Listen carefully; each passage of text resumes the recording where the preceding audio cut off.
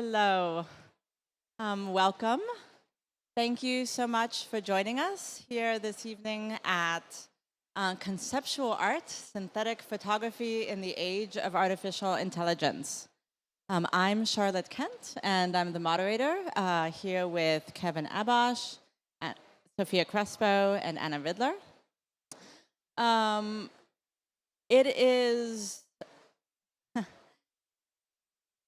It was interesting and delightful to be able to come up with a panel like this, with a title like this, something we could only do in part because the work that the three artists make, who I'm speaking with tonight, is so beautiful and thought-provoking.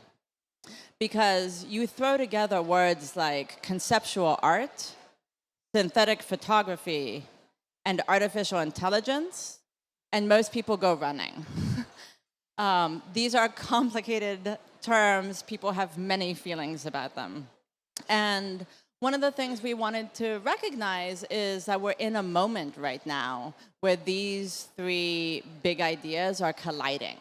It's a part of the news every day. It's a part of what we're seeing. It's a part of what we are being asked to think about.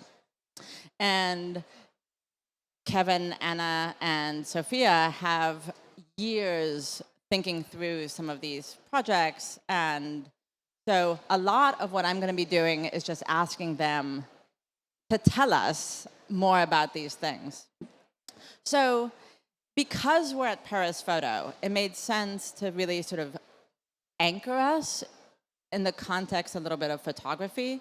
So I wanted to just ask to start with, as artists who are moving through different modalities, in what ways do the practices, the histories, the theories of photography help you or challenge you as an artist in your thinking and in your practice?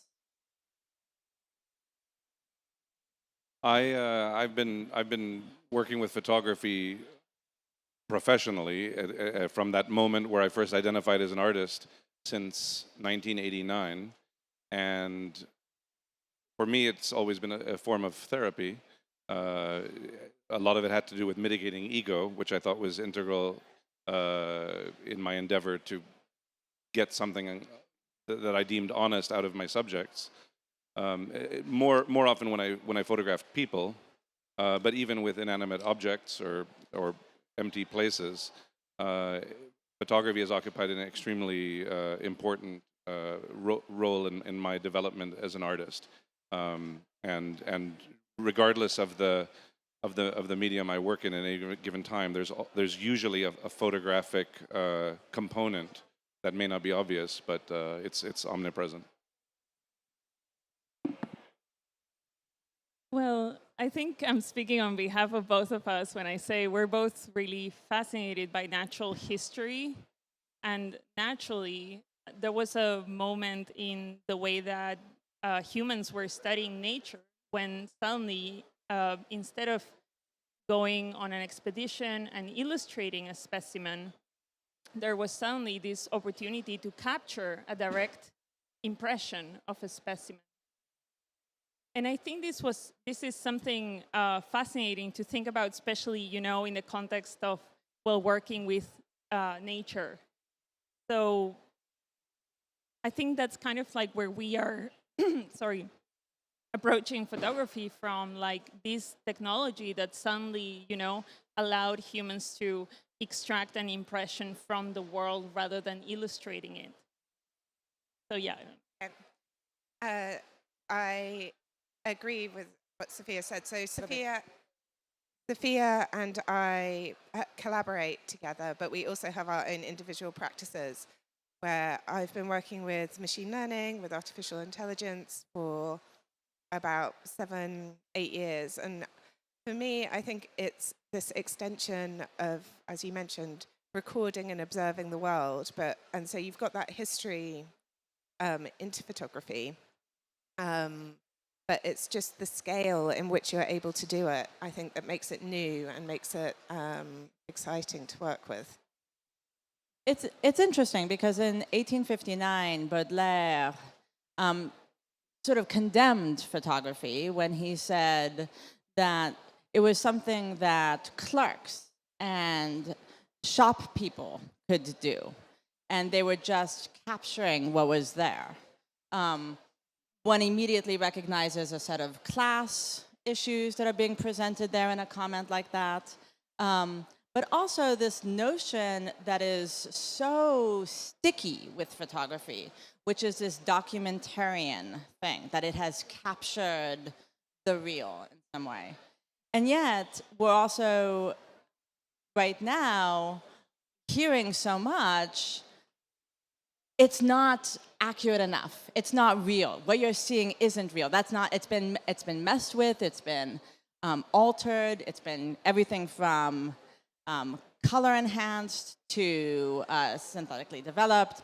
So this issue of the real and the accuracy is always there. And I guess I was just wondering, why is the anxiety right now so much greater in relationship to something that we've been talking about with photography for decades, if not always? No, oh gosh. I mean, ever since photography was invented, you've basically got people creating synthetic images, images that don't represent something that existed in the real world. People have been splicing negatives, they've been playing with collaging, they've been trying to kind of work with this medium in a way to create something that doesn't exist. And I think that history kind of sits behind kind of these new techniques. And with machine learning in particular, there's also been this kind of duality between the real and the fake. So when you're running the programs, I don't know if you remember, like back in 2016, 2017, they would auto-label as fake. They would always kind of, like when you would produce them, they would be saying that these are fake images. So this kind of tension between what is real and fake, true or not true, it kind of sits in between both of them. And I think, well, Photoshop has already existed for quite some years. It's not, in a way, like it's not a new concept. But something that Anna and I found fascinating is to go back to Victorian times and look how this was happening already before, People were sitting and cutting images and trying to make synthetic photographs with, like images kind of as a collage in a way, but also like creating a new work with that. I think part of the anxiety is obviously the scale and the automation part of it. I guess it's part of a cultural narrative, the idea that AI is a black box that we cannot control. So we kind of create this distance between it. Like, okay, I'm not able to understand what's happening here. And I feel like, at least for me, and I have a feeling that Anna probably feels the same way, that AI is something that, we can, even if we don't understand all the decisions that it makes, if we are interested in demystifying it, it is actually possible to come closer to the system itself. It's not emerging from the vacuum. So I don't mean to deviate from the topic, sorry. I feel like you have. Society, pretty much from the time we come into the world, we learn through literature and cinema for decades and decades that one day AI will destroy us. The robots will come and they will become smarter than us and kill us. So I think there's actually a deep fear of this sort of technology, generational fear. And now we're at a moment with some of the emergent tools where this seems like maybe we're closer than ever to this. We're questioning the nature of truth, what is misinformation and disinformation. And I think it's funny because it's like for the first time now we're challenging truth. We're worried about things, images being deceitful or lacking in truth. Whereas photography, for me anyway, almost by definition, photography is a lie. And the conceit that you're capturing, you're documenting something real. And people do that all the time, and they'll say that the work I'm doing or we're doing sometimes, I'll speak for myself, that I'm undermining the value of this thing called real photography, which I think is laughable. I'm going to put on my scholarly hat here for a moment and just say, I mean, one of the reasons I was thinking about Fred Ritchen a little bit in the context of this talk is because he had just become the photo editor at the New York Times shortly after they made the decision to smush the pyramids together. I don't know if anyone remembers that historical moment where, for the sake of a photo opportunity, they wound up basically just condensing. They had taken a photo in Giza of the pyramids in Egypt, and it just didn't fit the way they needed it to fit, so they just collapsed the image of it. And he talks about that moment and the way in which that really altered basically space and time, right? It was altering the physicality of the environment, and it was altering time. At that moment, this conversation started to happen, and then it dwindled, right? And I think it's interesting to note that there's a legacy of these conversations that has been there. There's a legacy, as you started to talk about, around what we think about as AI. I always say, I don't like the term AI. I don't like the term artificial intelligence. I think it's confusing. I think it's alienating to the point of making people feel like, I don't know, it's artificial, what's artificial? Intelligence, none of us know what intelligence is anyway. And there were other terms on offer. So the term AI largely comes out of MIT. Researchers at Carnegie Mellon preferred the term computer information processing. That term didn't win out. So now we find ourselves still talking about AI. We were talking about AI in the 90s in terms of robots, right? Terminator movies and so forth. Then a few years later, we were talking about AI in terms of facial surveillance systems. And then it was the algorithms on social media. And now here we are talking about these text-to-image generators. And then we're acting as if those text-to-image generators that have become so popular for people to try out are what every form of algorithmic, data set art production is.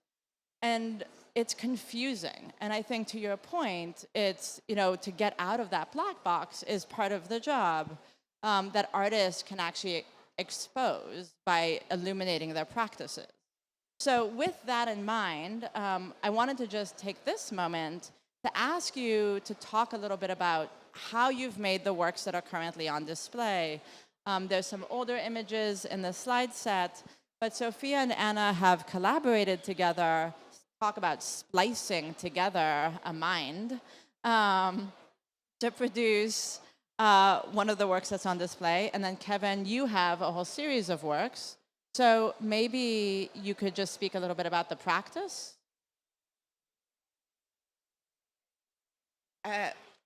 So Sofia and I have collaborated on this piece. We worked together by creating a data set, and then of flowers that are disappearing from the Swiss Alps. We then trained we fine-tuned a model to produce a highly, highly, highly detailed image. I mean, how big is it? It's in pixels. 12,000 pixels, I think. And we then created a cyanotype from this image, which is on display. One of the things that we're both really interested in our practice is kind of this use of kind of finding and working with kind of disappearing or hidden things. That's one of the reasons why we chose our subject matter. And we're also interested in kind of building data sets and working with data sets and kind of creating things from that. Yeah, so part of the idea behind the piece is that there's a loss of data in the process. So similarly, there's lack of data about these specimens because they're disappearing, but also there's a loss of data from the digital to the physical translation of the work. So we wanted to reflect that kind of element of loss of biodiversity through this piece. And we're both very keen in working with physical processes, like physical photographic processes. So as this is our second collaboration, we're decided to work with camera-less photography. What you see here on the screen, that was our first collaboration, where we worked kind of the other way around. We actually crafted the data set with photographic techniques, and then we used digital techniques to generate the final image. I was just trying to remember sort of why I started working with these tools in the first place. I was working with computer vision very early in the 90s, but as an artist, I think it wasn't until maybe a few years ago where I became interested to see if I could create synthetic photographs that, upon my own viewing of the work, they not fooled me, but felt like, oh, that is my image that I made. And that was made a little bit easier because the data that I used was my own photographic data. So I would train an algorithm on my own set of photographs. That becomes the data set and the model, and then the works that come out of that, I was at the very least hoping would sort of distill the emotional value of my subject. And at the same time, I thought it would be novel to look at it and not perhaps even not discern the difference between the output and sort of my original data. But because of some limitations within the process, more often than not, I would have images with corruptions. This is an image that was created using roughly 3,500 images that I made of cameras from the 1940s, 50s, 60s, and 70s. And it was a very easy prompt for anyone who understands what prompt to image generation is. It was just camera. Everything was just tagged camera. In another image that may show up, I did a series called Somewhere in Los Angeles, where I took around 300,000 images of this one. This was an outdoor basketball court. Again, this came from a data set of 300,000, roughly 300,000 images that went into the model. And for me, what's extraordinary, as speaking, if I may, for myself, is that I look at these images and it confuses my sense of memory and time and place to the extent where I know that location doesn't exist, and yet it conjures up all the emotions that I would have in accessing a memory that was meaningful from a time in my life or a space. And so yeah, so it's very much a reflection on my own experiences, and then a lot of the work I'm showing here also. There's a dialogue between traditional photography and synthetic photography. I mean, I think one of the things that's really difficult to hold on to sometimes is like actually the amount of labor and work that goes into putting these models together, putting the data sets together, identifying, tweaking, managing them. One of the things that people often, the sort of easy rejection that happens in this moment, recognizing that photography is one of these practices that is constantly rejecting some new form of itself, so that it seems to always have this like new limitation where it has to look back and say, no, not this. But one of them is there isn't enough effort, right? So there's this thing, at least in the US with copyright, there's this issue of touch. To what degree has the artist touched and altered it in some significant way? And obviously copyright is different in different places, but just it's something that comes up as a part of the conversation. And yet all of you, from 300,000, 3,500 to like all of the work you do in these models, it seems incredibly labor intensive. Yes, it is. And I think it is, there's the kind of speed at the point of kind of creation when you are just pressing a button and getting something out that kind of disguises and hides and negates the kind of large amount of work that kind of the planning and the prep, the all of the kind of hidden processes that kind of sit behind working with machine learning. So when I make a project, or it normally takes about 6 months from start to kind of like end. And that's just to get a model. And you also never know. There's a huge element of risk and chance when working with it, because you never know whether it will truly give you what you anticipate or what you expect. And But that sounds exactly like so many photographers' practices, where they set up what it is they think they're going to do, they go out into the field, they do all the work, right? I mean, in that sense, it's really not that different. So I guess because I know you've had strange reactions, and I'm going to look at you here, Kevin, why do you think there is this reaction, this negative reaction? Well, I mean, also, I think we're in a minority of artists who are putting some modicum of like real labor I mean, more labor maybe than some people. Look, you can use public models to generate images. And so lately, I think we've all heard this term within our kind of community about low effort art, as if it were inferior to the work of people who spend time making art. Of course, this is nothing new to the world of art. But I don't think that the time and labor we put into our work makes it any more valid. Let's put it that way. I'm impressed daily by people who use public models to generate, fantastic works of art. But so I think there's this. As these tools become more ubiquitous, I think everybody now, people who've come to the show that are not even technically, proficient. I see them; they're using all sorts of, tools on their phone. Even mid-journey, I noticed they're doing through the Discord, spontaneously generating images. So I think there is this idea that anybody can do it.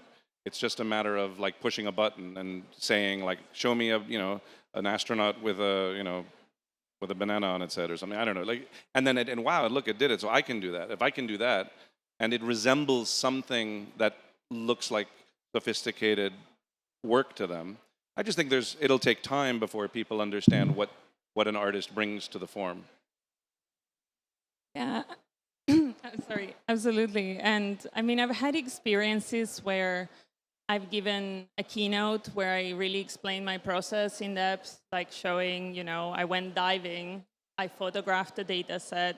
Anna has like painstakingly photographed thousands and thousands of tulips. And like, at least even after giving these keynotes, I've had people ask me, so what's your prompt?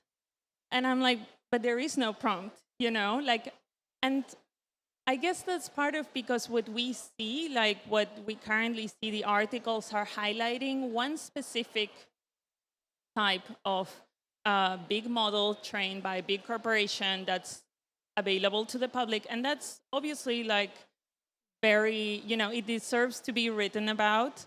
But there is almost like, I wouldn't say like a total lack of interest, but a lack of highlight of practices that actually use AI in different ways. Yeah, so Like the Pope photo with the white coat. It's Yeah, always exactly. it's always contextualized by misinformation or disinformation or weaponized information. Yeah, Very exactly. negative. Yeah, and I think like I wish there was more highlight that AI is not just text to image. For example, like I use convolutional neural networks, and I use these GANs. You use GANs as well. I know in the past. There are a lot of different AIs. There isn't one AI. And in the same way that in photography you have so many different cameras, and each of them serve a different purpose. You cannot use an analog camera to make a digital photograph. Well, you cannot use, I don't know, like a GAN. If you want to use a GAN for still high resolution images, it kind of struggles with that. GANs are great for animation. So yeah. I was just going to follow up on something that Kevin was talking about there being an explosion of kind of images coming into the world, but that doesn't necessarily mean that every image is a piece of art. And I think there's also a conflation in the debate that image equals art. And I think there is something that is missed with that kind of equation, because I think it is the concept, and that is what kind of like raises a piece like Sofia or Kevin's out of being just an image, is the kind of thought and work that sits behind it. I mean, all of this brings up, and one of the reasons I had the slide, one of the things Paris Photo does is include a vocabulary section, which I think is great. And so I was looking at it because I was curious, like what is the vocabulary that is considered important and necessary? And there's cyanotypes, and there's C-prints, and there's, just endless forms of products we associate with photography. And then there's digital photography. There's this one vocabulary term, digital photography. And I was sort of amused by that because actually, these public large model generators are very different from, your individual ones, from GANs, from the different types of practices. And some of that information is part of what seems like what each of you is striving to do to try and help people understand what they're seeing or how you've gone into making it. And yet, when I look at your work, I'm also struck by the fact, as I often am with what I consider great work, right? That I just like looking at it. Right? And there's this interesting thing where we forget sometimes in the layers and layers of conversations we want to have about how it was made and why it exists and what it's doing in the world, that it's also still something we're interested in looking at. And it was one of the reasons I wanted to bring up the conversation around conceptual art, because one of the things that often happens when we introduce the notion of conceptual art was this moment where on some level, conceptual art wanted to make the argument that things beyond depiction were also art, right? You could have a found object, you could present an idea, depiction could happen, but also these other things could happen and be art. And then with some artists to the side, there was this idea that for depiction was inadequate, right? That image, to have something be illustrative or to have something be representative, figurative in some way was not acceptable. And yet, the two were never actually in conflict.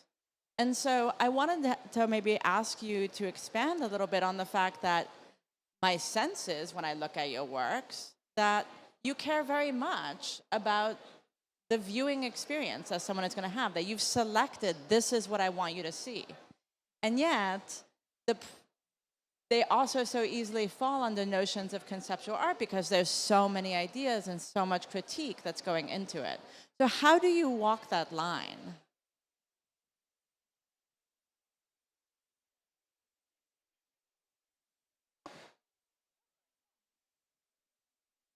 I think I make art for myself primarily, and maybe my peers. I care what they think. What's interesting, I think, what you were talking about is people. I like when an audience experiences a work and it does give birth to a conversation, a meaningful conversation about value and identity and truth. But there's something to be said too about spending some time looking at a work of visual art.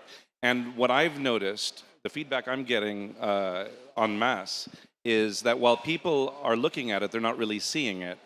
And for instance, this image of the basketball court, it could be 5 minutes that they say, wait a second, is that basket low? Not to mention the illogical shadow.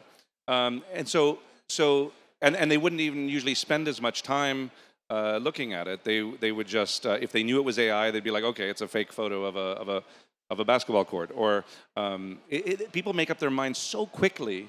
And I think AI artists working with AI are going to have to guide people through this inevitable AI future and reteach people how to actually see things without just we talk about being bombarded by content and imagery, but it's like we've gotten to the point where just people glance at something and like I like to use the example of like somebody getting out of a raft. It's like, oh yeah, it's a refugee photo, or here there's a building on fire, it's a war zone, without actually spending some time with the image. Because people will call out, look on Instagram. I know the pictures are small, but they'll call out on Instagram, say that this is irresponsible, undermining the value of real photography because it's fake. Like, did you actually see it? I know you glanced at it for a moment. And so I just think that, I mean, just as a pragmatic matter of survival, we're going to have to have a best practice and re-educate people on how to consume and see what's presented before them, art-wise or otherwise. But that's the hard part as artists, is that we cannot force people to consume art in the way, our work in the way that we want them to. They're going to look at the work in the way that they look at the work. we can try to tell the story in different ways, but there's always the thing of like, how much do you have to invest in like telling the story where it removes more from the work, you know? So I see that kind of as a balance. I mean, for us, the concept is really important. So it was like, you know, capturing this essence of these plants that are vanishing and this concept of vanishing, but yeah, but like it's not necessarily, you know, like I think art exists also. It's almost like a relinquish of control in a way. You know, I see it as an exercise in letting go. As soon as my work becomes public in some way, I know that it's totally out of my hands how people are going to see it. And there can be something enriching about that too. I mean, there are obviously a lot of people who stare at it and don't really, you know, take the time. But there are also people who see things in the work that I didn't see, and that I really value their point of view on it. So, yeah. Yeah, I think I agree with what you say. I think my work, both our collaboration and my individual work, is often described as quite as pretty, as a negative, and very feminine. And I think it can be both of those things, whilst at the same time being extremely conceptual and extremely laden with different ideas.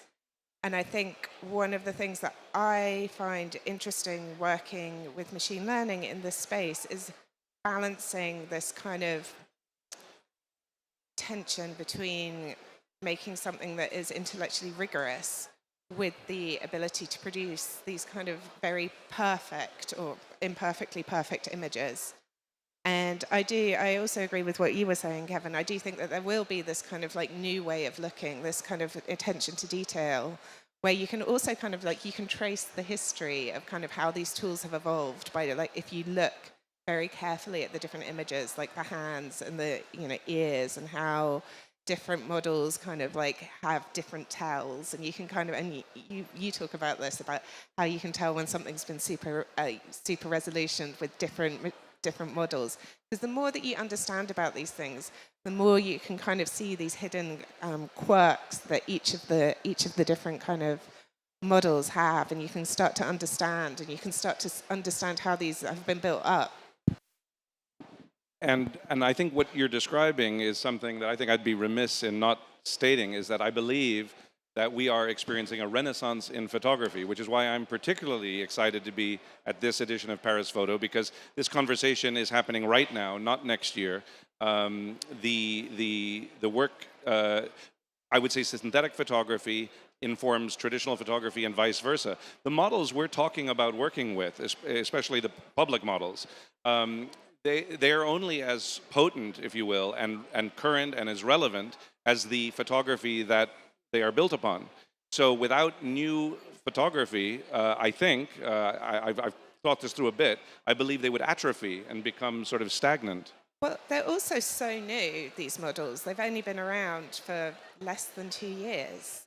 And I think it's also really interesting when you talk about synthetic imagery and synthetic, which kind of the correlate to that is synthetic data, and the way that a lot of these large companies, like OpenAI has publicly stated, or Sam Altman has publicly stated, that he believes that the World Wide Web is too messy and too broad to train future models, and that future models will only be trained on synthetic images, which leads to a whole other question. Exactly. I mean, I think one of the things that you've all been walking on, and I just want to sort of bring up here, is that because of the way in which in your case, it's the way you've set up your models, so that you can ask things of them, which feels oddly anthropomorphizing, but that's fine. Is just to come back to the notion of conceptual art for a moment. One of the many kind of things about conceptual art is that the product isn't what matters; it's the idea, right? It's the rules that you've given it. It's the notion. It can be any version of however you want to show it, right? And so in that sense, you trained 3,500 images of 3,500 photographs of cameras you had taken, so you could prompt camera. You got that one, but you could get another one, right? With you all, you developed this complex data set based on some of the flowers that are dying out in the Swiss Alps, and to try and capture that. And you've trained this, and you have the works that you have, but you could do a new iteration of it, right? And so that is, just incredibly consistent with the legacy of conceptual art. In what sense does it then, I will just add, also brings up an issue that photography had at one point, which is controlled editions, right? Like, do you have an unlimited edition series, right?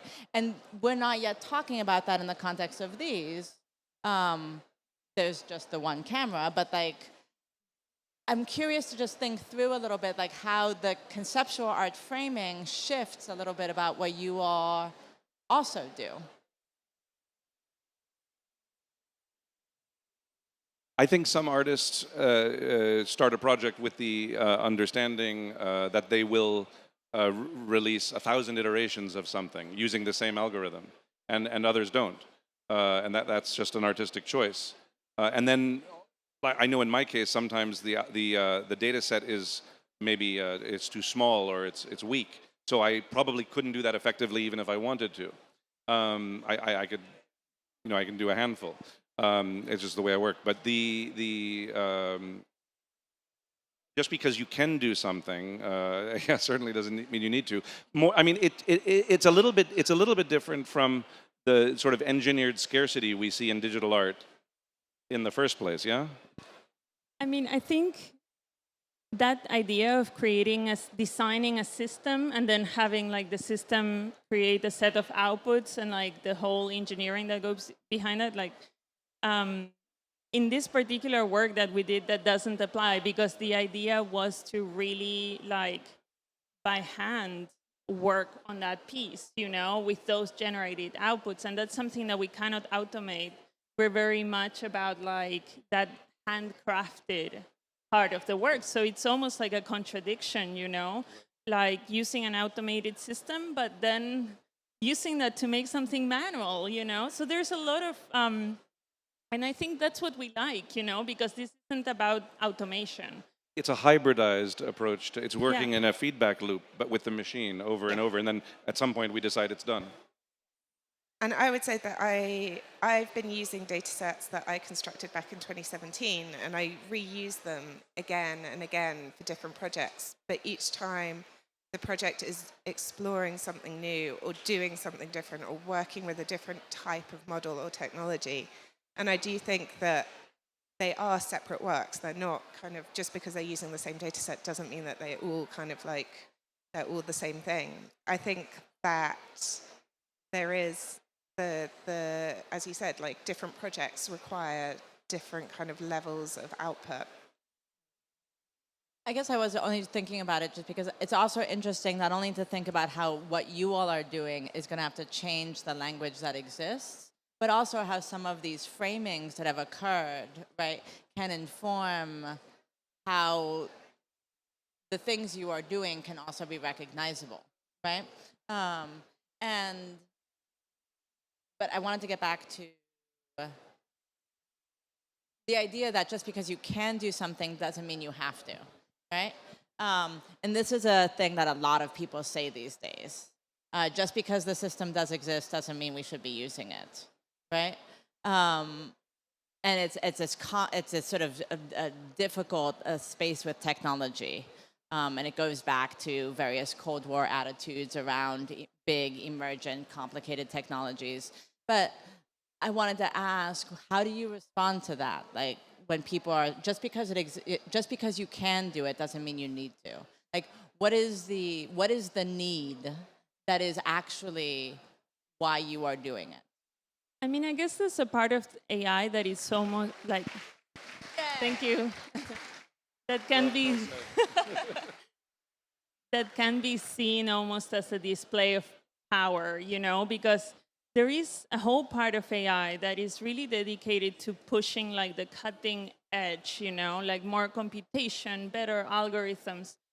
And as an artist, like, I guess the question is, are you producing like a technical demonstration of a system, or are you like being really intentional about the work, you know? And like, I think I speak for the three of us when I say, like, for us, it's really important to be intentional about what we're doing. It's not about chasing a hype. It's not about, you know, chasing necessarily like the cutting edge of the cutting edge, unless that is relevant to the actual work. Doesn't mean that it's wrong to use it, but it also doesn't mean that we have to go there. We're not obliged to be working with the latest and greatest. We don't have to be demonstrating what the technology is able to do. That's not our role. And so it's really important to remember that I can take an AI that was developed in 2015, in 2016, and I can take that and train it and use it for my work if that's relevant for me. And obviously, you know, many AI engineers are going to laugh at that and say, what is she doing, you know? But it works because in art, I can take an old camera, you know, and that's okay. So, yeah. I'm attracted to emergent technology, so more often than not, I'll just play with it and see if it becomes a practical tool. And if it is, I work with it, and if it's not for me, I forget it. But you're not forced to do that. Not forced, not yet. Before we turn it over to the audience, I wanted to ask, you know, just because you started to touch a little bit on this thing, how funny it is that you're using these complex automated practices to then do this incredibly handmade thing, and the amount of touch that goes into it. To ask you both a little bit about the collaborative work. You live in different countries. You've decided to do a project together for the second time. So obviously the first time it worked out. What is appealing about the collaborative process for the two of you, and how have you made it work? In the context of practices, we tend to think of isolated people at their computers, right? I think it's because we have very similar interests and very similar ways of working.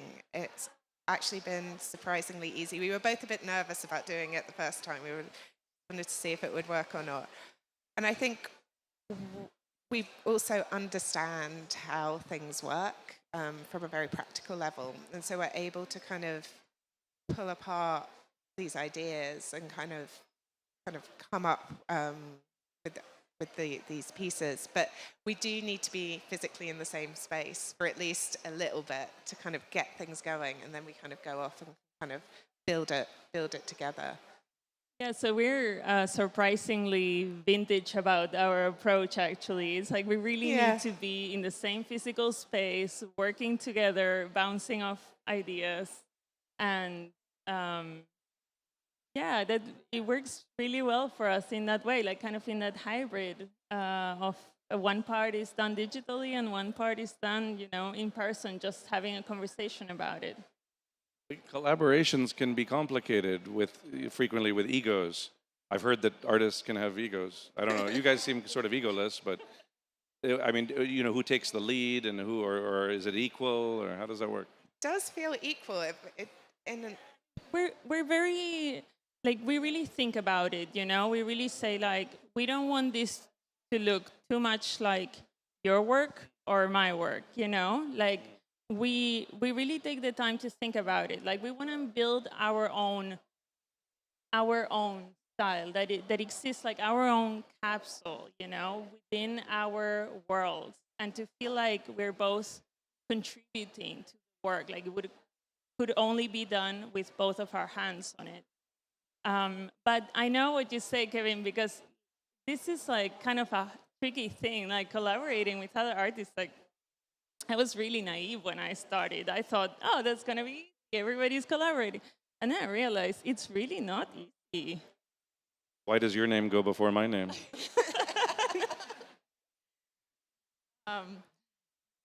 Just on the point of collaboration, but then on the other hand, people think that you're collaborating all the time with the machine, right? You get that phrase a lot.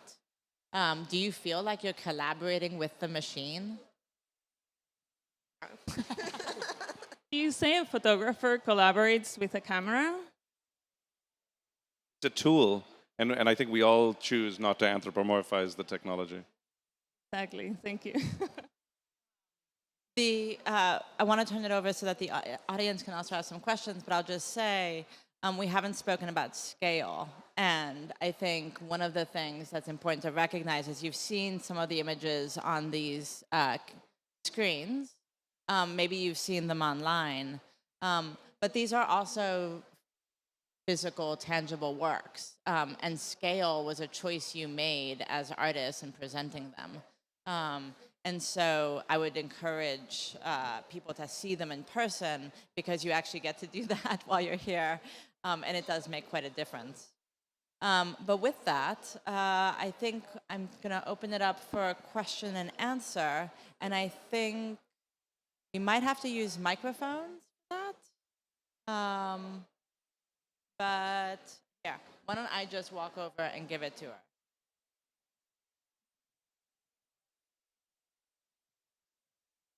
Thank you very much. It's been very interesting. And I also appreciated very much to see the camera and the basketball court. I'm looking forward to see your work too. And I have a few questions. First, I would like to have you comment a little bit more the relation between creation or production, if you will, on the one side, and selection on the other. The relation between production or creation on the one side and selection on the other. And related to that, I was thinking of, how do you think about chance? Are you working in chance in a way? I mean, there's a artistic tradition of that, of course, you know. Secondly, I was thinking about the imperfection, the smudgy sense of sort of inside the object of the camera. What does that do to you? What does it do for you? How is it productive? In which way? Which way? And you are actually interested in also in the perfect error. So maybe you want to chip in about imperfection, and it doesn't have to be the latest and the best, that kind of stuff. These were my questions. I hope that works. I try my best to respond to that. I think when you say selection, I mean, you try to inform your project with the data that you believe it needs to fulfill its final manifestation. And then the selection, you mean the curation of the subsequent images? Is that what you mean? Yeah.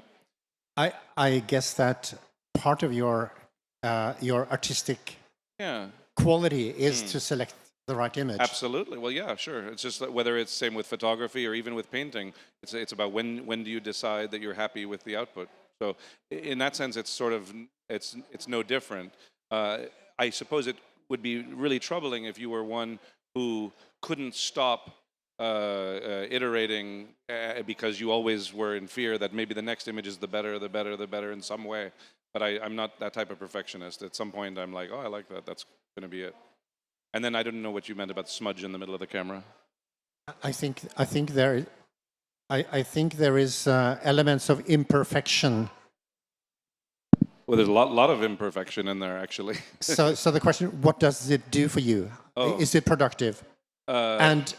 And do you think, as the machines become better, that you will lose some of that quality? Well, already you can do that. I could easily, we could all easily, you included, could generate a camera that looked identical to an actual commercial photographic portrait of a camera. I like those corruptions, and I tend to stop the process of.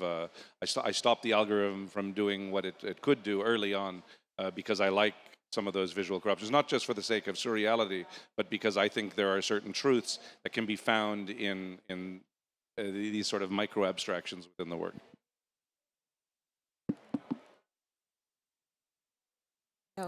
Could you elaborate on the title? Why do you call it synthetic photography? I don't understand the word. Is it because it's AI? Or is it because I don't understand the word? It's the first time I hear this title.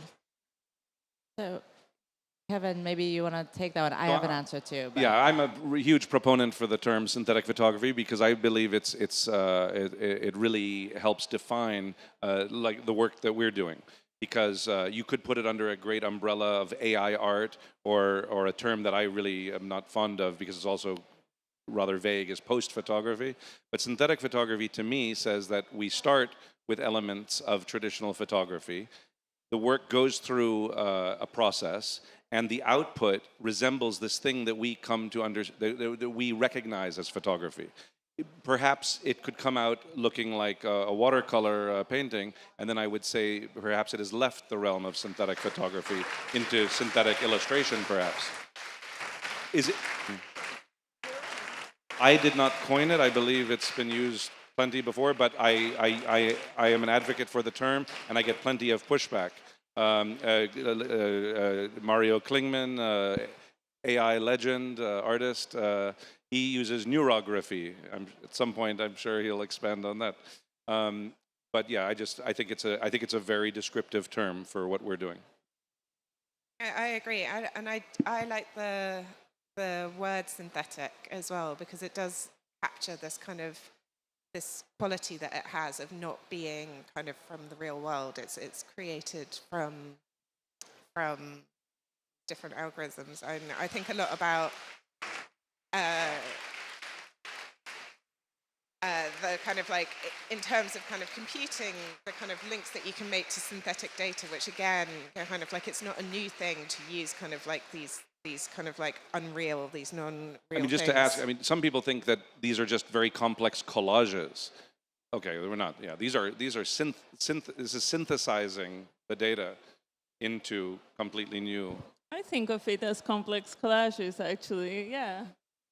I will say I like the term because I think we need more terms to specify some of these different types of practices, both in terms of the practice and then what we see, because we're moving back and forth between seeing something and then having to think through a little bit of how we got to see it, that is how it was made, what the practice was, and having a greater variety of terms will help us understand, oh, looks like this and is it X, will help us sort of navigate that in a better way.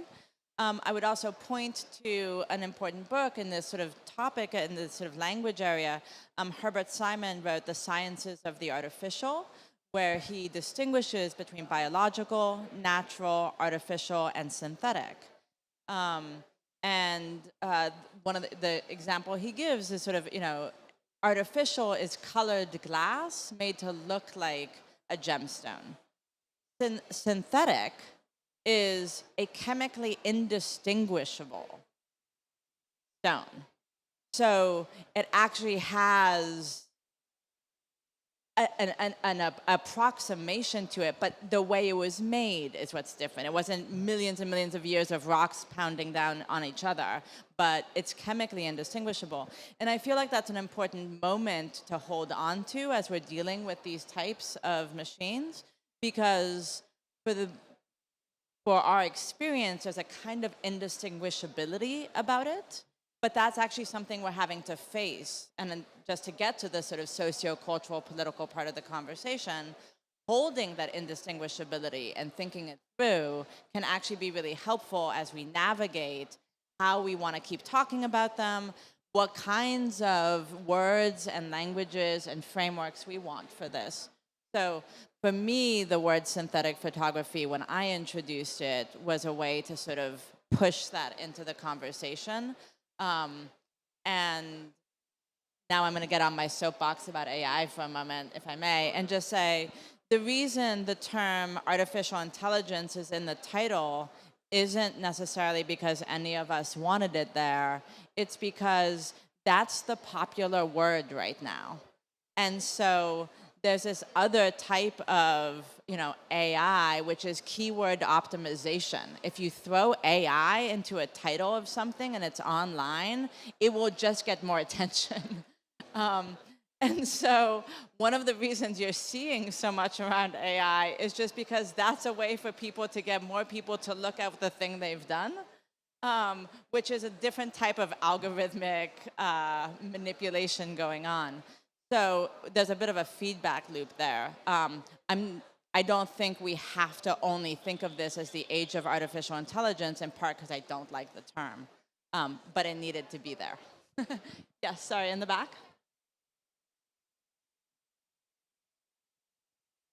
Thank you very much. It's been fascinating to hear a bit more about your drive and motivation and what messages you're trying to convey with your art.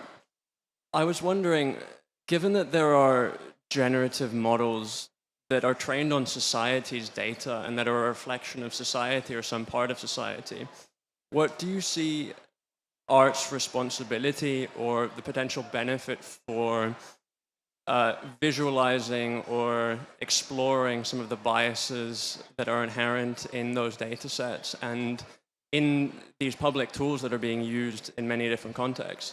And I guess related to that, do you see your art, or do you see your use of these tools as just a way of conducting your artistic practice, or do you see yourself having some responsibility towards exploring these tools as they apply to society as a whole, I guess? I can also. So I think there are artists and there are researchers who are doing an amazing job at kind of exploring and understanding all of the biases that kind of sit inside data sets. And this isn't something, again, this isn't new. This has been going on since kind of like data has been used to train any algorithm. What's happening now, I think, with the kind of like these much larger models, when you're kind of sucking up the entire internet, is that you're losing an element of human curation. Before, when you had data sets, even when they were being done by mechanical turkers, there was a kind of step of someone kind of looking at something. But now with things like Lion, it's just sucking everything up and kind of replicating it. And so when you're using it, if you're using it kind of like it's reflecting society as it is now in a kind of warped, uncanny way. And there are artists whose primary focus of their art is to kind of do that. It's something that I do think about a lot in terms of my practice and kind of like the ethics behind kind of what I'm using, why I'm using it, how I'm using it. And I think all of us are kind of engaged with that in our practice. I wouldn't want to say that you have to do that in order to be an artist, but it is something that kind of like, I think when you're using these tools critically, you're naturally exploring the kind of like the power imbalances, the consumption, the ethics, the intellectual property that kind of is at the heart of all of these different things. I would add, I mean, this is a topic for, in data studies. The field of data studies has been banging on about this at least since 2009.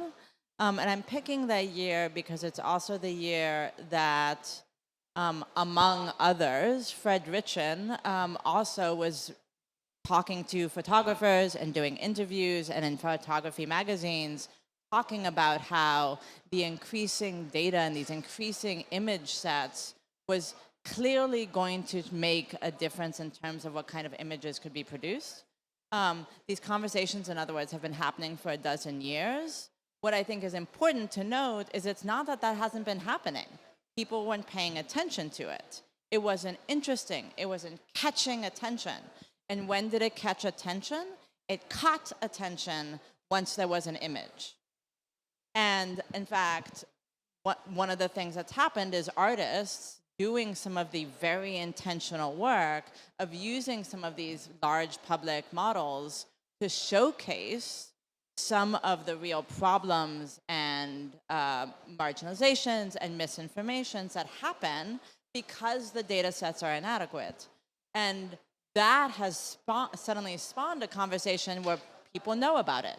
And I think that that's really important to recognize, and I have found that to be true in my own research very consistently.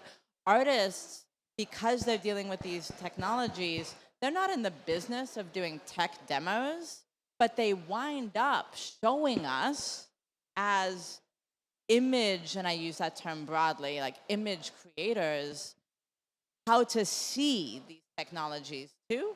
And then suddenly we can see them and think about them in ways that can ask us to do socially things that are different, often things they've already been sort of suggesting we do differently. It happened, we're seeing it now with these generators. We started a few years ago with NFTs. It was the artists who were really at the vanguard of saying, hey, here's the environmental issues, hey, here's these issues. And they were the ones who helped really spur a lot of change. So I'm always for, in a weird way, artists being the ones using it because they're the ones who are most likely to be the ones doing it responsibly. Okay, well, and on that note, thank you very much for joining us.